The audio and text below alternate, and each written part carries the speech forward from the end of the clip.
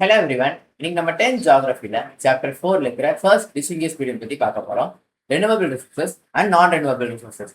So இந்த ரெண்டு ரிசோர்சஸ்க்கான difference நம்ம பார்த்துருவோமா? ஃபர்ஸ்ட் பாயிண்ட் நம்ம எழுதிப்போம். ஸோ இந்த ரிசோர்சஸ் வந்து ரிசோர்சஸ் கேன் ரீனியூனா நமக்கு அகெயின் கிடைச்சிரும். அகெயினா திரும்பி நம்ம யூஸ் பண்ணுறதுக்கு எவ்வளோ டைம் எடுக்கும் பார்த்தோம்னா ஷார்ட் டைம் தான் இது எடுத்துக்கும். ஓகேவா?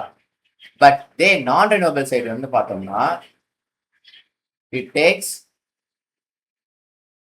Millions of years. ஓகேவா? ஸோ இது வந்து ஃபார்ம் ஆகிறதுக்கு மில்லியன்ஸ் ஆஃப் இயர்ஸ் ஆகுது அப்படின்னு சொல்றாங்க. அடுத்த பாயிண்ட் பார்ப்போம். அடுத்த பாயிண்ட் என்னன்னு பார்த்தோம்னா இந்த ரெனியூ ஆகுது பார்த்தீங்களா? ஸோ ரீனியூ வந்து நேச்சுரல் ப்ராசஸ். ஓகேவா?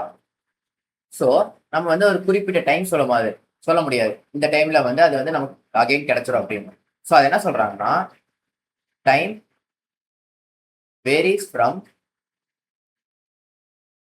one resources to another. ஓகேவா? அப்படின்னா இதுக்கு என்ன மீனிங்னா, ஸோ இந்த ரெனோவபிள் ரிசோர்ஸ் வந்து நமக்கு அகெயின் மீண்டும் யூஸ் பண்றதுக்கு கிடைக்கணும்னா அது வந்து ஒரு டைம், அது ஒரு நேச்சுரல் ப்ராசஸ், அதுக்குன்னு ஒரு டைம் இருக்கும். பட் ஒரு ரிசோர்ஸஸ்ல இருந்து இன்னொரு ரிசோர்ஸஸ்க்கு வந்து டைம் டிஃபரன்ஸ் வந்து இருக்கும் அப்படின்னு சொல்றாங்க.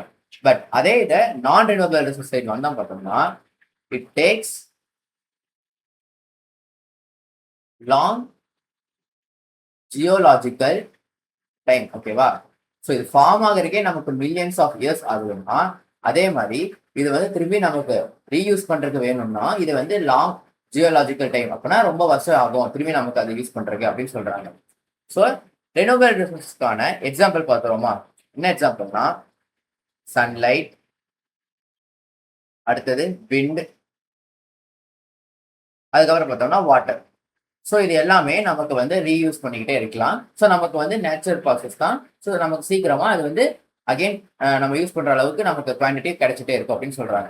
அதே நான் ரெனவபிள் சைடு வந்தோம்னா அதோட எக்ஸாம்பிள்ஸ் பார்த்தோம்னா கோல், அப்புறம் பெட்ரோலியம். ஸோ இது எல்லாமே நமக்கு வந்து கிடைக்கிறதுக்கே ஒரு பல வருஷம் ஆகுது. ஸோ இது நமக்கு தீந்துச்சுன்னா திரும்பி இது ரினியூ ஆகுறதுக்கு இன்னும் ஒரு பல வருஷம் ஆகும் அப்படின்னு சொல்றாங்க. ஸோ இந்த கொஸ்டினோட நம்ம ரீகால் போயிடுவோமா? ஃபர்ஸ்ட் பாயிண்ட் நம்ம என்ன பார்த்தோம்? இந்த ரெனோவபிள் ரிசோர்சஸ் வந்து ரீனியூ ஆகிறதுக்கு நமக்கு ஷார்ட் பீரியட் ஆஃப் டைம் இருந்தாவே போதும். பட் நான் ரெனோவபிள் ரிசோர்சஸ் பார்த்தீங்கன்னா மில்லியன்ஸ் ஆஃப் இயர்ஸ் வேணும் அப்படின்னு சொல்றாங்க. ஸோ இந்த ரீனியூ பண்ற ப்ராசஸ் வந்து நேச்சுரல் ப்ராசஸ். ஸோ டைம் மட்டும் தான் வேரி ஆகும்.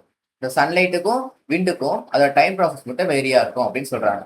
அடுத்தது நான் ரெனோவபிள் ரிசோர்ஸோட அடுத்த பாயிண்ட் பார்த்தோம்னா it tax long geological time. அப்படின்னா இது வந்து நம்ம ரீனியூ பண்றதுக்கு நிறைய டைம் வேணும். ஏன்னா இது ஃபார்ம் ஆகிறதுக்கே மில்லியன்ஸ் ஆஃப் இயர்ஸ் ஆகுனா அது திரும்பி நம்ம ரீயூஸ் பண்றதுக்கு இன்னும் நிறைய பல வருஷம் ஆகும் அப்படின்னு சொல்றாங்க.